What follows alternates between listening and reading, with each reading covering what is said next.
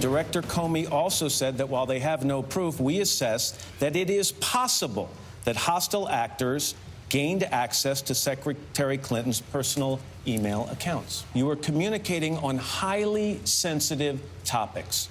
Why wasn't it more than a mistake? Why wasn't it disqualifying? Who is able to sort out the very difficult options being presented. You're talking about and then judgment. Makes the decision. There are ways of talking about the drone program. And you said you thought your communications... that the United States alone could not do. Right, but you said that you think you're going to cheat. Look, this is an important issue. After Matt Lauer hosted a live primetime Commander-in-Chief forum for NBC News last September during the presidential campaign, there was widespread criticism accusing Lauer of treating Hillary Clinton unfairly, interrupting her ad nauseum, and grilling her about her emails, while treating Donald Trump with kid gloves and failing to fact-check his lie about opposing the Iraq War. Clinton herself was among the critics who believed Lauer's performance was sexist. This week, she was asked about Lauer, who was fired as host of the Today Show after a woman colleague made a detailed complaint accusing him of inappropriate sexual behavior. Clinton's response, quote, "Every day I believe more in karma."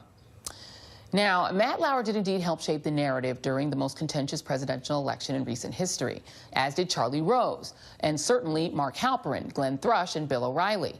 Men who are all on the ever-expanding list of giants in the media who are facing allegations of sexual misconduct. Most of these men have been fired. Thrush has been suspended. And though those are positive steps, given that other men accused of this behavior continue to have their titles and are running for office, hint, hint, those actions beg the question, did their allegedly troubled history with women affect the outcome of the 2016 election? And joining me now is Gretchen Carlson, former Fox News anchor and author of Be Fierce, Stop Harassment and Take Your Power Back. Lauren Ducca of Teen Vogue. Nayyera, former senior advisor at the State Department and former White House senior director, and Jennifer senior director, comma, and Jennifer Rubin of the Washington Post. I'm conflating everybody's titles. Thank you so much. This is a perfect panel to talk to this about. And I'm going to actually come to you first, Lauren.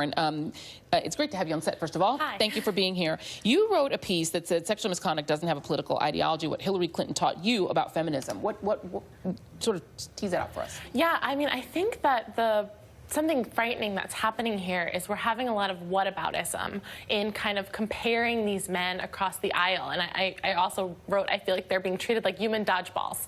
It's sort of, you know, you have one, we have one too. And I think we need to think of this as an issue of women being degraded and undermined at such a pervasive level that it's practically a guaranteed part of the female experience, and not the political power that can come from certain accusations, to use the power of men being held accountable to further oneself politically or have those kind of gains will pervert the Me Too movement. And I think we need to stick to treating each other with respect as a core founding principle and not red or blue. No, absolutely. And, you know, Gretchen, I think you would clearly agree with that, But the question becomes, does somebody's attitudes toward women, the clear disrespect that it takes to sexually harass a woman and think that a subordinate in your office, a young up-and-coming producer, is prey for you, right? Is there a connection between that and a general attitude toward women? So I want to play you a couple of sound bites. Sure. Matt Lauer questioning Hillary Clinton's stance on the Iraq War. Take a listen. I asked before for people to raise their hand if you served in Iraq. Can you do it again? Mm-hmm. How do you think these people feel when the person running to be their commander-in-chief says her vote to go to war in Iraq was a mistake? There was a mistake. Now, my opponent was for the war in Iraq. He says he wasn't. He supported it before it happened. He supported it as it was happening, and he is on record as supporting it after it happened. I have taken responsibility for my decision. Let me go to another veteran. He refuses to take responsibility for his support. Let me go to... Okay, so PolitiFact has a PolitiFact meter on that, which says that that is actually true, what you just said, that, that Trump saying he opposed the Iraq War is false. That was a September 2016 ruling, the same month as this forum. But here's Matt Lauer now questioning Donald Trump about his war stance. I happened to hear Hillary Clinton say that I was not against the war in Iraq. I was totally against the war in Iraq. And he didn't question him about it. I remember watching that at the time. See, I think there's a couple of things at play here. I think it's also a network trying to make it look like they were also not opposed to Republicans, right? Yes. In being easier on Trump. That was my first impression on that. And then being tougher on Clinton's because the mainstream media sometimes is accused of being more liberal, right?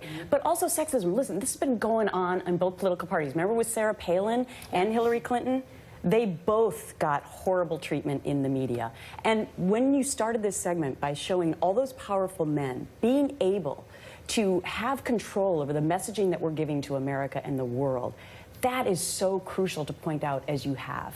Yeah. Because we need to make sure that we're showing our young girls that they can be whatever they want to be. And seeing is believing. And when you don't see women in powerful positions, and when you see them being interrupted like that, that sends a signal to our young people that they can't be those political figures. And if I could just, you mentioned Sarah Palin, I think it's important that you did that because people I think have a visceral reaction to her on the left when you say it. But there was one of the ways in which that she was treated that doesn't get talked about as much, which is that her hotness, her appearance, right, was sort of built into the way that people described her appeal. Yeah, or Hillary Clinton's pantsuits. Yeah. You know, or how her hair looks, or how her makeup is. We never talk about that when we're talking about men. It's all a form of sexism. Yeah, absolutely. Let me go to you, Nayyera, on this, because Jill Filipovic, who sort of inspired the segment with this New York Times op-ed that she wrote on Friday, she says the following. She says, and it's called "The Men Who Cost Clinton the Election, Sexual Harassment and the Sexism It's Predicated Often Involve More Than the Harassers and the Harassed. When the harassers are men with loud microphones, their private misogyny has wide-ranging public consequences.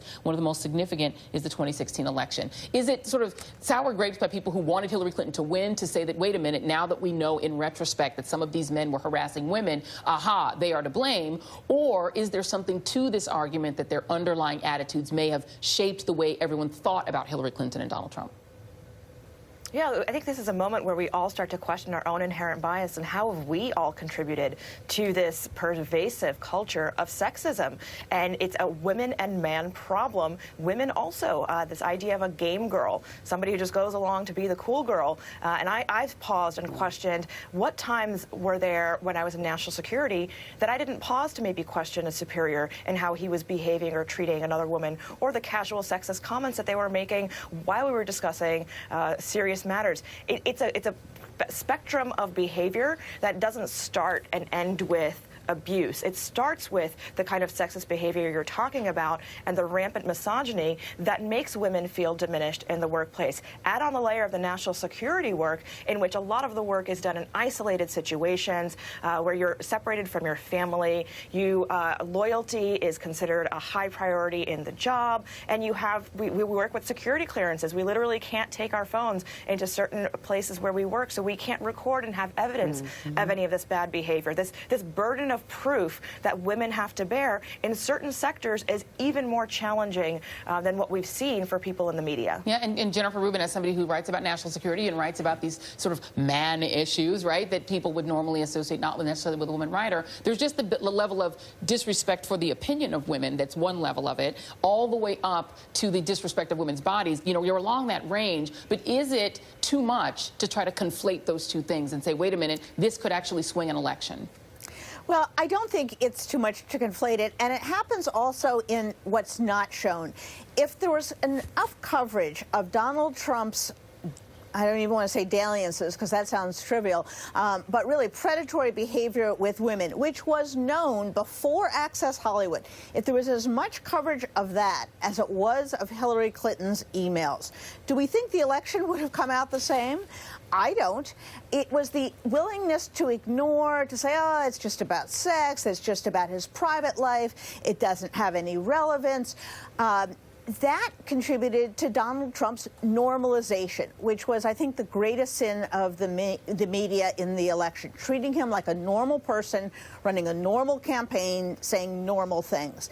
And the red light should have been flashing on, and they should have been investigating, you know, down to the 14-year-olds who he was oogling outside the Trump Tower. But it wasn't. And part of that is because of these misogynistic men, and part of it is simply because there are not enough women in positions of authority. Yeah. If you had more women 100%. At the top, it would have been less harassment, and it would have been more coverage in a more gender-neutral way. Yeah, you're getting amens here. You know, I think about Pizzagate on the one hand, which is a crazy conspiracy theory alleging a sex ring run by Hillary Clinton in a pizza shop, which is crazy.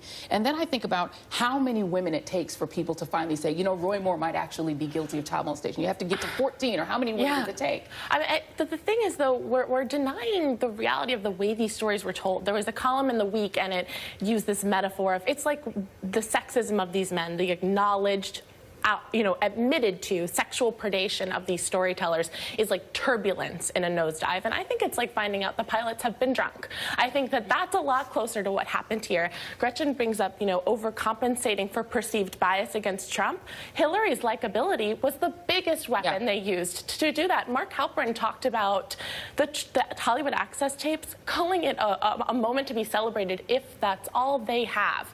I mean, these men laid an infrastructure in which undermining and degrading women could be carted off as locker room talk. And that's all part of the things we were willing to accept. And the idea that men who knew that there were skeletons in their closet refused to come down hard when other skeletons were exposed is significant in Hillary Clinton's loss and the loss of every woman who has been pushed out of a job and made to feel intimidated in a world where this is treated as something that's okay. Yeah, I mean, that idea of women have to be likable, it is down to sort of, Hillary Clinton's ankles were accommodated. Is she the type of person to be likable? Is she scheming? Is she, all of those sort of variations on a sexist It's like theme. the media already saying, when are we going to hire back the predators?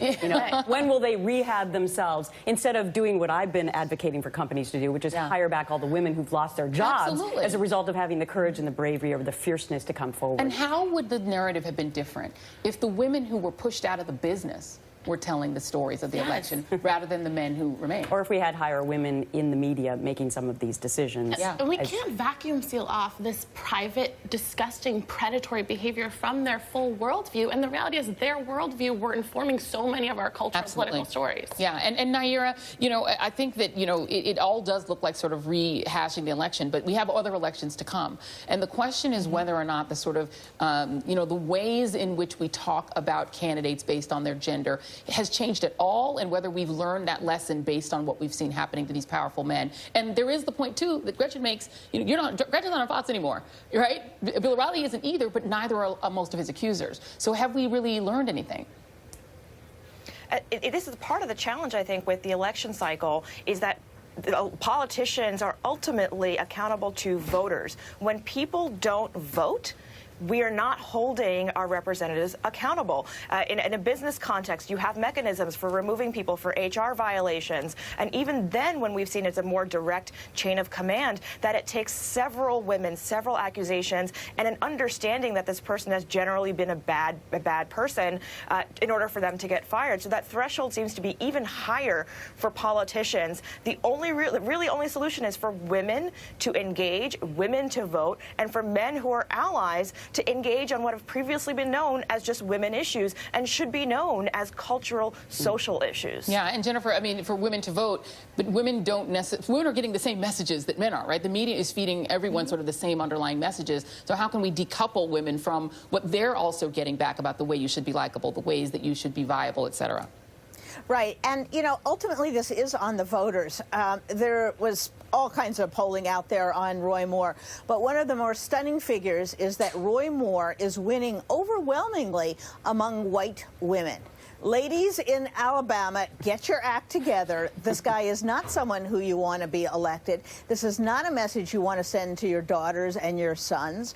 What are these women thinking? So, yes, I think it's on both of us, both men, both women, to really think about the consequences of people that they are putting in positions of authority, what that signals to their own children, and what behavior then is countenanced, what behavior then becomes socially acceptable, not a barrier to great success. Yeah. And I think women and men have to think about that really hard. The most disappointing thing to me, I totally agree with you, is that what I have seen happen over the last 16 months since my story broke, in this divisive nature that we live in, is that people are putting policies ahead of human dignity, including female voters. I mean, look at some of the voters down in Alabama who say, even if you tell me 120% that Roy Moore is guilty of these charges, I'll still vote for him instead of the other political party.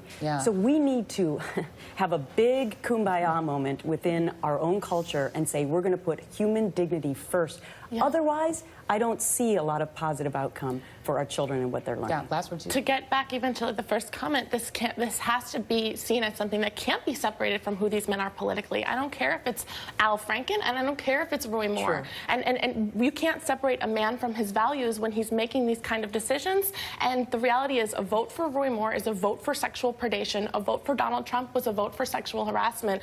Policies and character cannot be fully separated in the way politics affects our lives, and we have to say no to this as the way we treat women. Absolutely. Well, this is a great start. Thank you all for such a thoughtful, smart discussion. This is a terrific panel. Gretchen Carlson, Lauren Ducca, Nayyera, thank you, thank you, thank you. Jennifer will join us again later on. And stay right